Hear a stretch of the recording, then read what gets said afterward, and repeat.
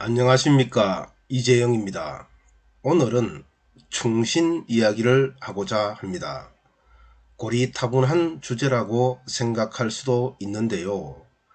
결론 부분에서 충신의 현대적 의미도 살펴보도록 하겠습니다.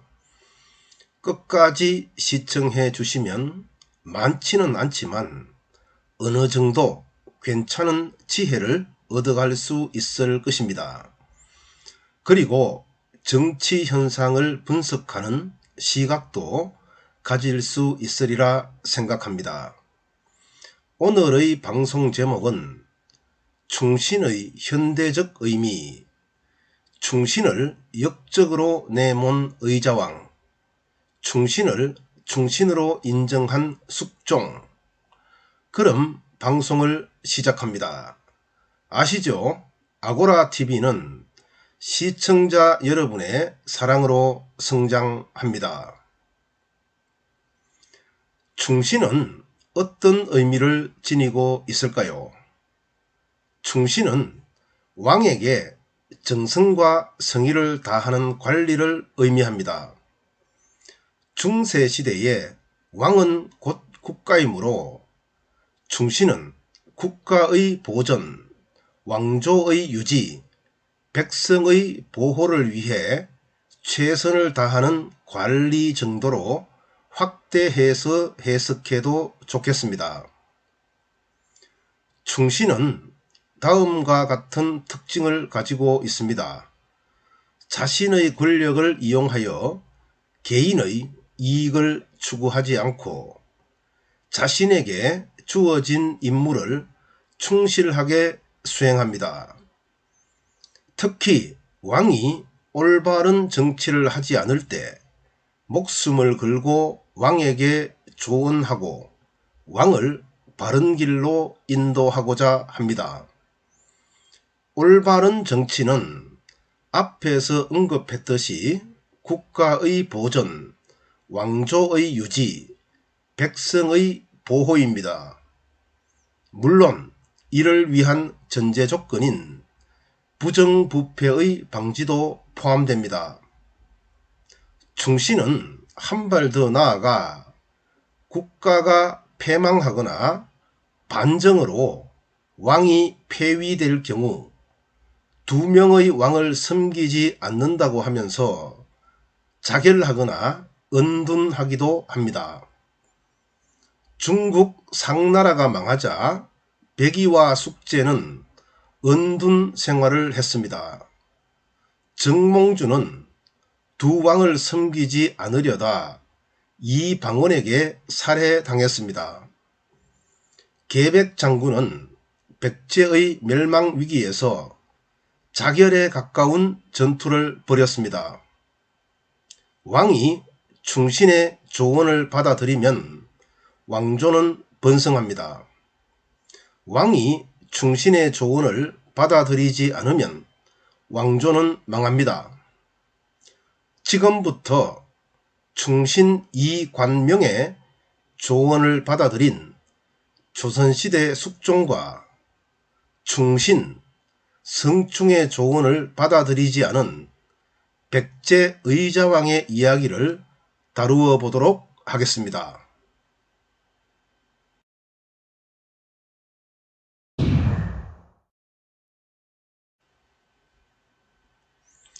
먼저 숙종과 이관명의 이야기입니다. 숙종 때 이관명이 암행의사로 임명되어 영남지방을 사찰하는 임무를 맡았습니다. 당시 암행의사는 보통 종이품에서 정삼품이 임명되었는데요.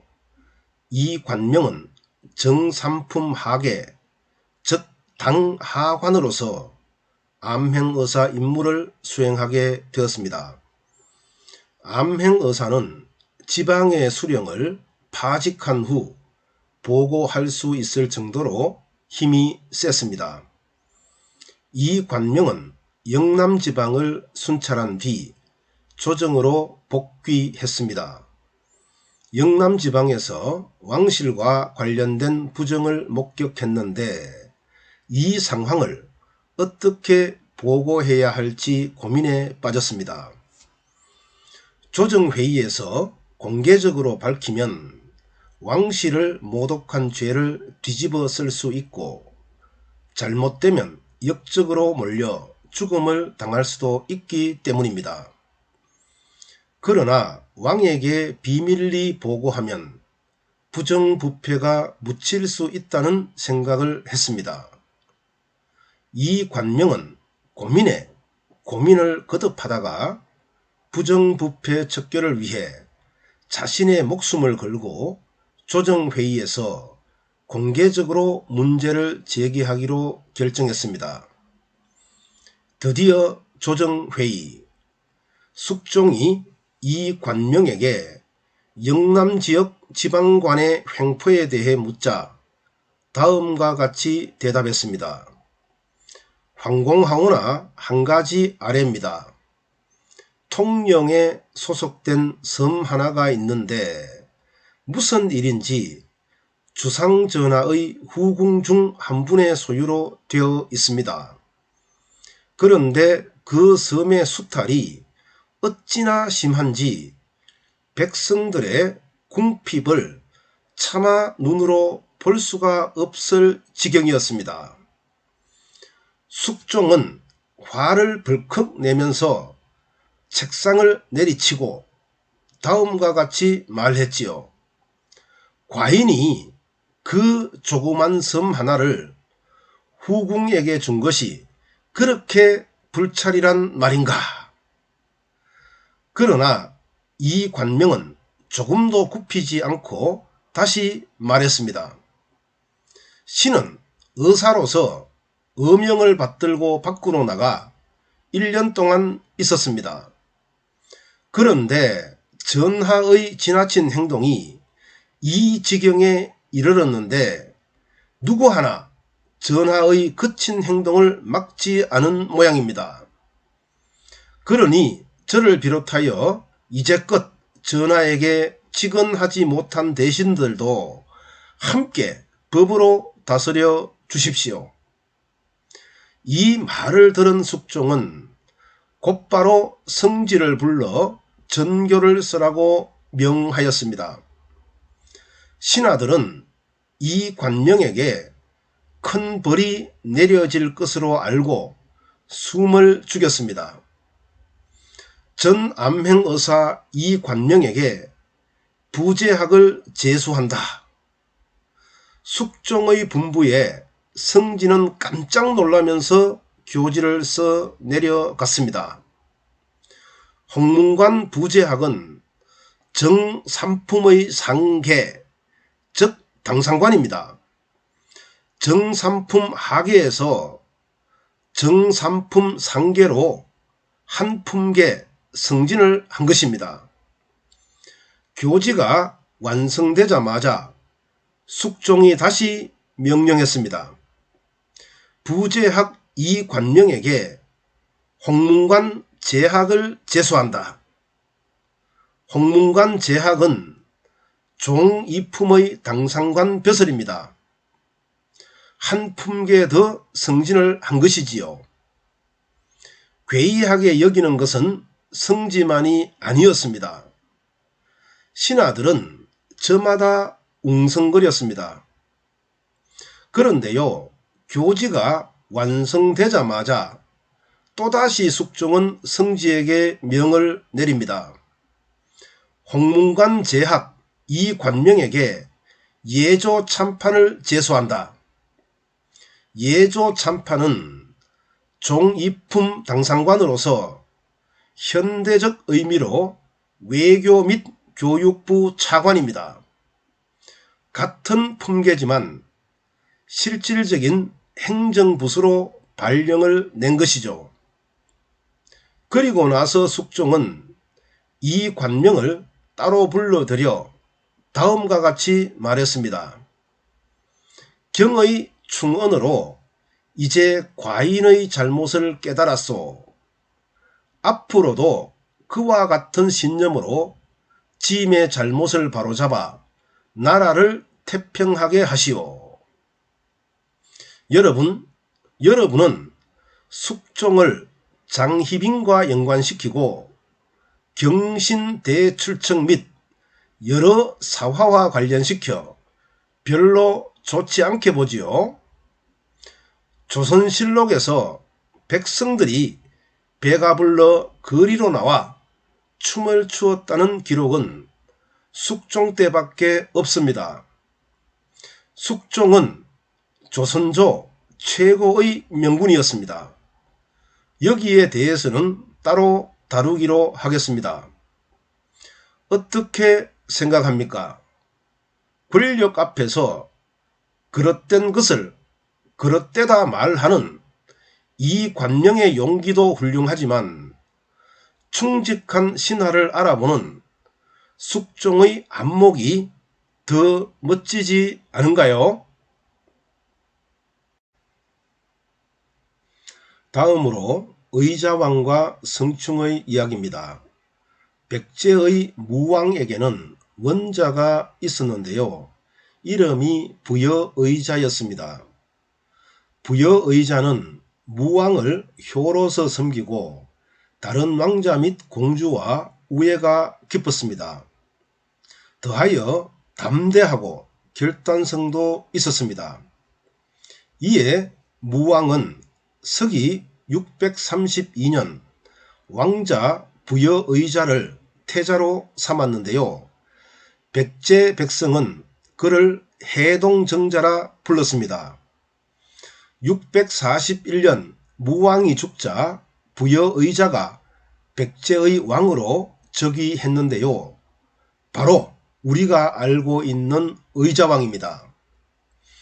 의자왕은 활발한 외교로 당나라와 관계를 더욱더 돈독하게 했고 군사력을 증강시켰으며 백성에게 선정을 베푸는 등 부강한 백제를 만드는 노력을 기울였습니다.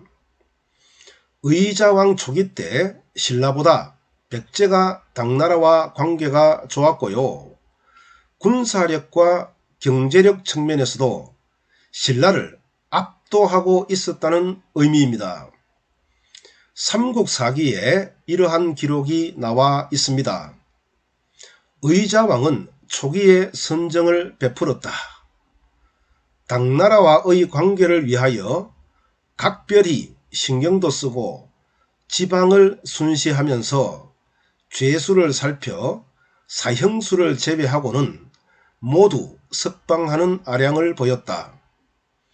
의자왕은 친히 군사를 거느리고 신라를 공격하여 무려 40여성을 함락시키는 등 파죽지세로 국가의 세력을 확장해 나갔다. 그러나 의자왕은 승승장구에 도취되어 정사를 멀리하고 술과 여인에 빠지기 시작했습니다. 매일 술만 퍼마시고 연회를 열다 보니 국고가 바닥이 날 정도였어요. 게다가 문란한 성관계로 후궁소생의 아들만 41명이 되었고 41명의 왕자에게 지금의 장관격인 좌평벼슬을 주었으니 이들에게 지급되는 토지와 금전으로 재정은 더욱더 어려워졌습니다. 그러나 목숨이 두렵고 자리 보존에 급급한 신하들은 아무도 의자왕에게 충언을 하지 않았는데요. 좌평 성충이 죽음을 무릅쓰고 조정회의에서 의자왕에게 간언했습니다. 물론 의자왕에게 개인적으로 말해도 되겠지만 조정회의에서 말해야 조정 공론으로 모아지고 의자왕이 받아들일 가능성이 높다고 판단한 것입니다. 성충은 조정회의 중 의자왕 앞으로 나아가 다음과 같이 말했습니다. 임금께서 술과 여인을 멀리하시고 후궁에 궁녀가 너무 많으니 궁녀를 줄여주시고 정사를 돌보아 기울어져 가는 나라를 바로잡아 주시옵소서. 의자왕은 성충의 충언을 받아들이기는커녕 크게 노하여 다음과 같이 말하면서 성충을 하옥시켰습니다. 무엄한 놈, 저놈을 당장 옥에 가두어라. 국왕을 욕하는 좌평은 필요 없다. 이런 일이 있고 난 후에도 궁중에서는 연회가 잦아지고 의자왕은 주색에 빠지면서 기력마저 쇠잔해지기 시작했습니다. 나라가 멸망의 길을 걷고 있는데도 충언하는 신하가 없었습니다. 좌평 성충처럼 옥에 갇히는 것이 두렵기 때문이었죠. 옥에 갇혀 있던 성충은 몸이 쇠약해졌고 죽음을 예견하고 의자왕에게 최후의 상소를 올렸습니다. 내용은 왕의 행실을 바로잡고 외침을 막기 위해 군사적 대비를 해야 한다는 내용이었는데요. 의자왕은 성충의 조언을 무시했습니다. 의자왕 20년 당나라 소정방의 13만 대군과 신라의 5만 군대가 백제를 공격했습니다. 아무런 대비 없이 당한 공격이라 속수무책으로 무너지기 시작했는데요. 백제의 명장 계백의 5천 군대가 나섰지만 황산벌에서 5만의 신라군에게 패배했고 계백 장군은 전사합니다. 당나라 5만의 군대가 백제의 궁성으로 진격해 들어가자 의자왕은 백제가 멸망할 것임을 알고 탄식하여 말하기를 후회로다. 내가 성충의 충성된 말을 듣지 아니하여 이 지경에 이르렀다. 700년 종사가 나의 대에서 끝나는구나. 당나라 군사가 백제의 궁성을 점령함으로써 백제는 32명의 왕, 건국 678년 만에 멸망하였습니다. 충신 성충이 죽음을 무릅쓰고 바른 정치를 말했지만 의자왕은 성충의 충언을 배척하고 괜찮습니다 전하를 외치는 간신들의 말을 신뢰했습니다. 결과는 국가의 패망이었습니다. 바른 말을 하는 신하가 있어야 하지만 그러한 충언을 받아들이는 왕이 있어야 충신의 의미가 살아납니다.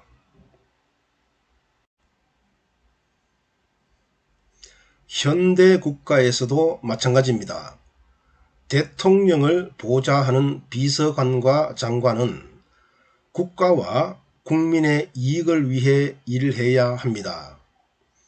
이러한 과정에서 주어진 권한을 개인과 가족을 위해 사용하면 안 됩니다.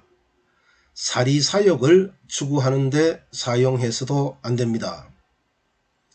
대통령에 대한 조언도 대통령 개인에게 하면 안 됩니다. 대통령이 묵살할 가능성이 높기 때문입니다. 대통령과 조언자 2인의 의견이 토론을 통한 여러 명의 의견보다 수준이 낮기 때문입니다. 공개적으로 조언해야 대통령이 묵살하지 못합니다. 공개적으로 조언해야 여러 참모와 논의를 거쳐 합리적 정책이 도출될 수 있습니다. 그러나 정부 내에서나 정당 내에서 공개적으로 비판하고 공개적으로 토론하는데 인색합니다. 내부의 약점이 외부로 유출될 수 있다는 이유 때문입니다. 외부에 공격의 빌미를 줄 수 있다는 이유 때문입니다. 참으로 편협하고 어리석은 생각입니다. 내부의 문제점이 외부로 유출되면 공격의 빌미가 될 수도 있지만 더 철저하게 고치고 다듬으면 외부의 공격을 받지 않게 된다는 것을 왜 모르는지요? 개혁의 실패, 문제점 해결의 실패, 부정부패는 비공개적으로 개혁을 진행할 때, 비공개적으로 문제점을 해결하려 할 때 발생합니다. 정부 내에서, 정당 내에서, 특정한 집단 내에서 개혁이나 문제점을 해결할 때 모든 가능성을 열어놓고 공개적으로 진행해야 합니다. 공개적으로 하면 얻는 것이 더 많다는 사실을 알아야 합니다. 비공개적으로 하면 잃는 것이 더 많다는 사실을 알아야 합니다.